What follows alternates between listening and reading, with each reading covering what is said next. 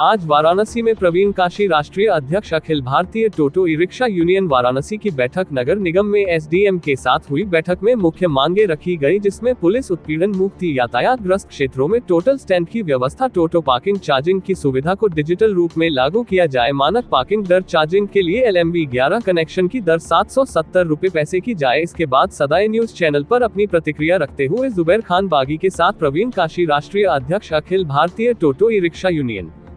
साथियों, आप देख रहे हैं सदाए न्यूज वाराणसी। इस समय हम वाराणसी के नगर निगम के पास है और हमारे साथ राष्ट्रीय अध्यक्ष Akhil Bharatiya e rickshaw union से प्रवीण काशी साहब जुड़ चुके हैं। बात करेंगे जिस तरह से ई रिक्शा और बनारस के ऑटो और तमाम स्टैंड के मुद्दे पर आपने बारीकी से प्रयास किया है, तो आज किस तरह से SDM साहब से आपसे वार्ता हुई है, किस तरह का उन्होंने आपको विश्वास दिलाया है?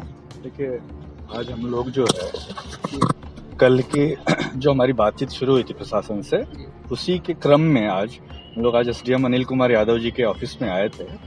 और जैसा कि तय हुआ था कि बनारस में जो ऑटो टोटो स्टैंड है, उसमें जिस तरह से अतिक्रमण किया गया है, जिस तरह से वहाँ पे गैर कानूनी तरीके से अवैध पैसा वसूली या उसका जो नगर निगम की तरफ से जो प्रताड़नाएं हम लोग झेल रहे, तो उसके ऊपर पहली बात यह थी कि कार्यवाही करने का उन्होंने पूरी जिम्मेदारी के साथ जो हमें आश्वासन दिया। दूसरी चीज ये कि जितने टोटो चार्जिंग स्टेशंस हैं, वो जो अवैध तरीके से मनमाना वसूली कर रहे हैं, पैसा ले रहे हैं टोटो वालों से, उसके ऊपर उन्होंने ये बात कही कि जितना बनारस में जितने नगर निगम की जगहें हैं, वो उसकी मार्किंग की जा रही है।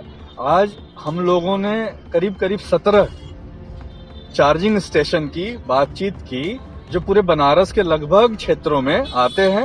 उसके अलावा आने वाले 2-3 दिनों में और भी जो स्थल होस्ट हैं संभावित, उनको भी उसमें जुड़वा दिया जाएगा, ताकि जो गरीब कमजोर टोटो चालक है, ई रिक्शा चलाने वाला लोग है, वो जो है जो सरकार की तरफ से 7 रुपया 70 पैसा चार्जिंग तय किया गया है ना। सरकार ने जो है 7 रुपया 70 पैसा ही तय किया है कि 1 यूनिट का दर वो इतना ही लेगा। तो उसी दर पे और जो बाकी शुल्क होगा पार्किंग का नगर निगम की तरफ से, जो मानक दर होगा, उसी के आधार पर जो है ये उसका निर्धारण करेंगे रेट का, और वो शुरू हो जाएंगे आने वाले दिनों में।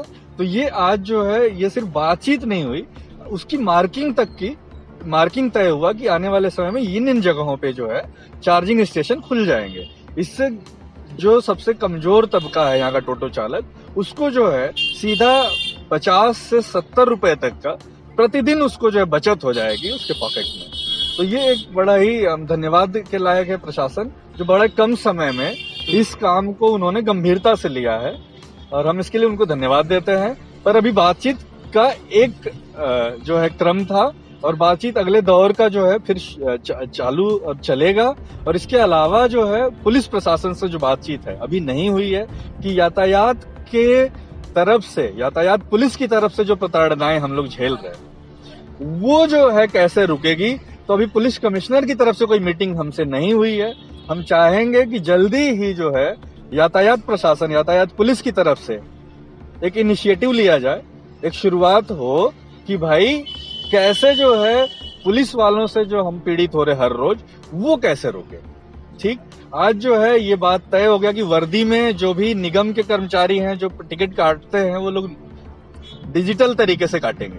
वो उसका मशीन होगा, कोई भी हाथ से लिखा हुआ पर्ची रसीद नहीं देगा, क्योंकि वो कहाँ जा रहा है किसी को नहीं पता है, कौन काट रहा है नहीं पता है पैसा। वो पैसा सरकार को जाना चाहिए ना, तो सरकार के खाते में जाए तो हमें कोई दिक्कत नहीं है, क्योंकि सरकार को जो पैसा जाता है वापस जनता को मिलता है। ठीक, लेकिन अगर किसी और के हाथ में जाता है तो वो जनता को नहीं मिलता है, उसके फायदा कोई नहीं, जनता को कोई फायदा नहीं।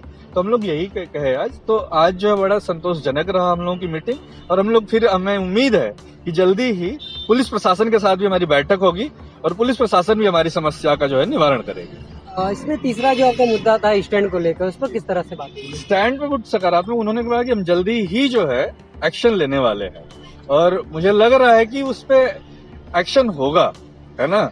एक्शन नहीं होगा तो हम लोगों के पास सत्याग्रह का रास्ता है, क्योंकि हम लोग सिर्फ फॉर्मेलिटी के लिए नहीं मिलने जा रहे हैं, या फिर हम न्यूज बनाने के लिए हम ये बातचीत नहीं कर रहे कि हमें कोई आप जो है हमें न्यूज कवरेज हो, हम प्रशासन से मिल रहे हैं, ये इसके लिए नहीं है, ये खाना पूर्ति के लिए नहीं है। ये बिल्कुल जो है हमारी जो दिल की समस्या है, जो हमारे परिवार के बच्चों की समस्या है।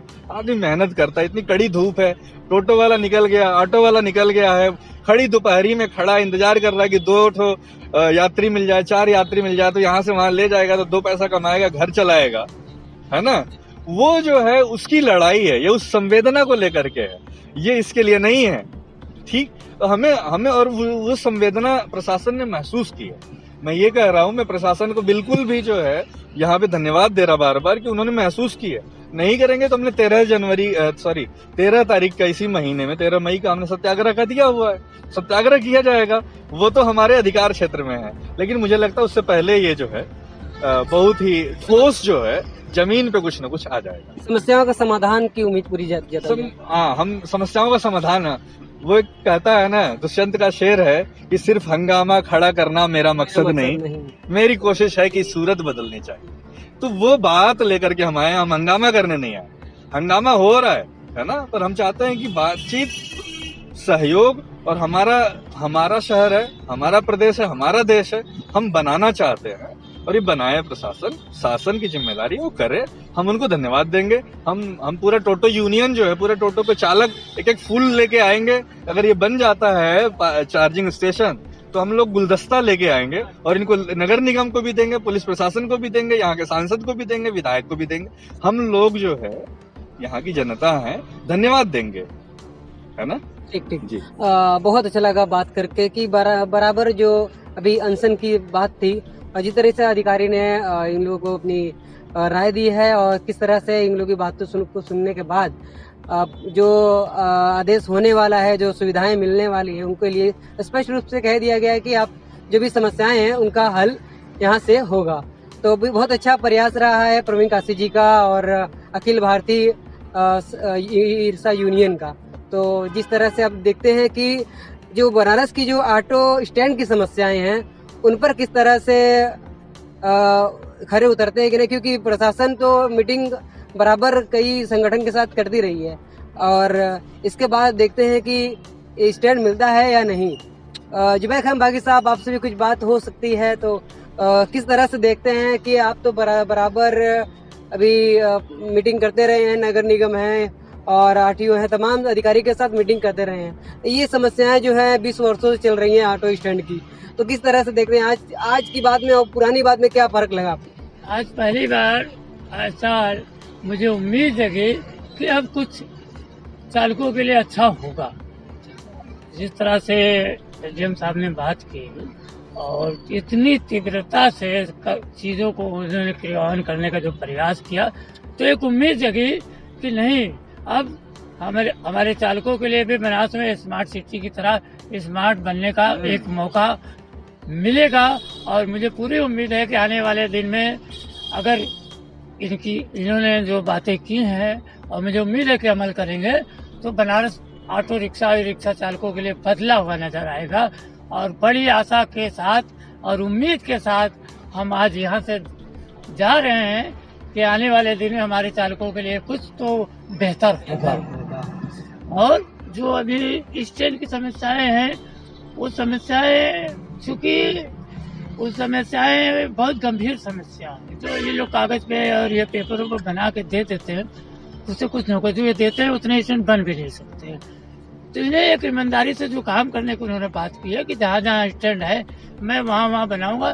तो मैं भी यही चाहता हूँ, मुझे कागज पे 50 स्टैंड न दे, वो हमें 10 ही स्टैंड दे, लेकिन जमीन पर दे। तो क्योंकि देखिए उसके दो कारण है।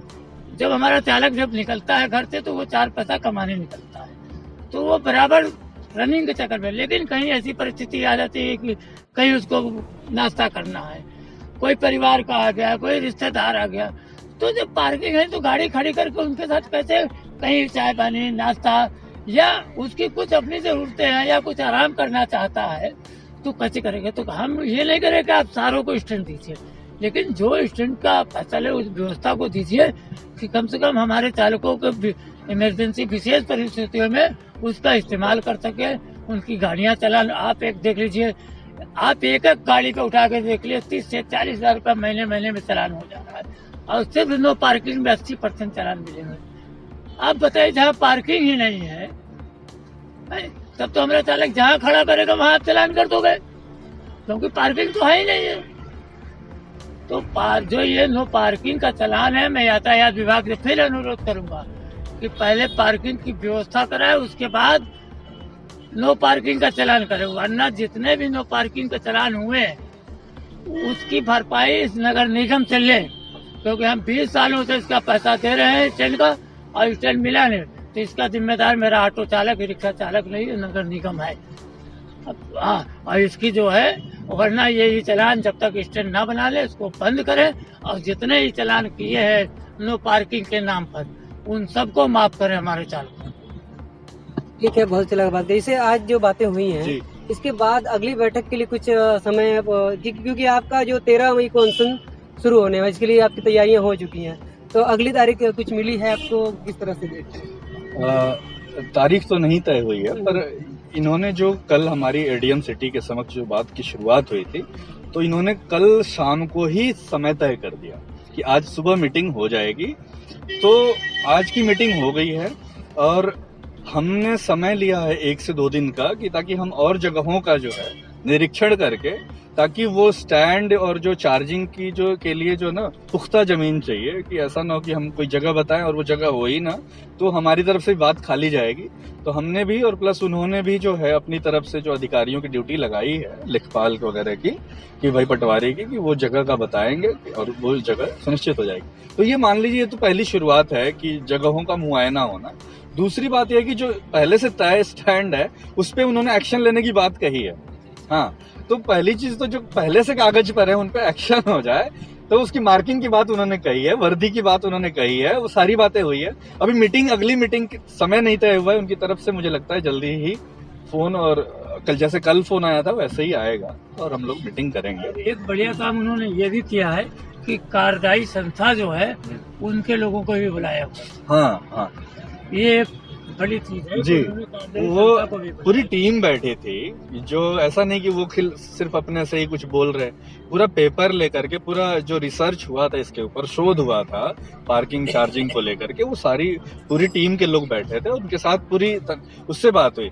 यहाँ तक बात हो रही थी कि भाई 100 जो है इलेक्ट्रॉनिक बस आने वाली है यहाँ पे, तो हमने तो ये कहा उनसे कि भाई 100 इलेक्ट्रॉनिक बस जो है आप मना करवा दीजिए, क्योंकि छोटे छोटे जो टोटो वाले हैं, ऑटो वाले हैं, जुबेर भाई थे, हमने तुरंत ही कहा, 2 बार कहा, हाथ जोड़ के कहा, ये नहीं, हमने कहा कि सर आप जो है अगर यहाँ पे 100 बसें चलने लगेंगी तो टोटो वाले मारे जाएंगे, ऑटो वाले मारे जाएंगे, बेचारे कैसे, इतने लोगों का रोजगार है।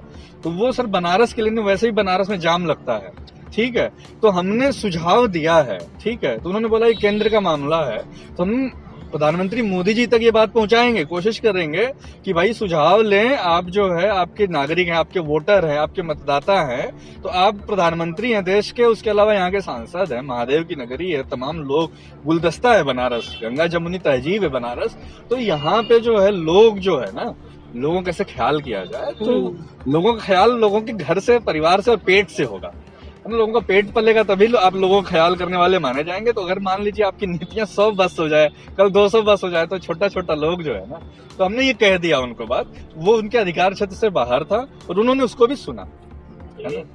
मैं अपने ई रिक्शा चालकों को भी मैं कहूँगा जी कि कम से कम वो लोग अपने गाड़ियों को पेपर, अपना ड्राइविंग लाइसेंस ये कंप्लीट रखें, जिनके कोई दिक्कत हो रही है किसी भी पेपर में या ड्राइविंग लाइसेंस बनवाने में, वो हम लोगों से भी संपर्क कर सकता है, उनकी पूरी मदद की जाएगी और निःशुल्क की जाएगी। हाँ, बिल्कुल, जो ये जुबेर भाई ने जो कहा, क्योंकि बिना पेपर के जो है ना वो करना, चलाना, या नाबालिग लोग, कई सारे छोटे बच्चे चला रहे हैं, वो गलत है। दूसरी चीज कि हमें यहाँ की जनता के बीच में जाम नहीं लगाना है, कहीं किसी को गाड़ी टच नहीं कर जाए, इसका भी ख्याल रखना है। तो हम टोटो यूनियन की तरफ से ये निवेदन कर रहे हैं सभी टोटो चालकों से कि एक बात का ख्याल रखें कि कोई नाबालिग टोटो न चलाए, ठीक है, क्योंकि उस पर कार्रवाई होगी तो हम लोग क्या करेंगे, है ना। दूसरी बात की जनता का, यात्रियों का ख्याल रखें, अनावश्यक कहीं जानबूझ के गाड़ी गलत जगह न खड़ा करें, जानबूझ के कहीं किसी यात्री को परेशान न हो, जानबूझ के व्यापारियों को या दुकानदारों को परेशानी न हो।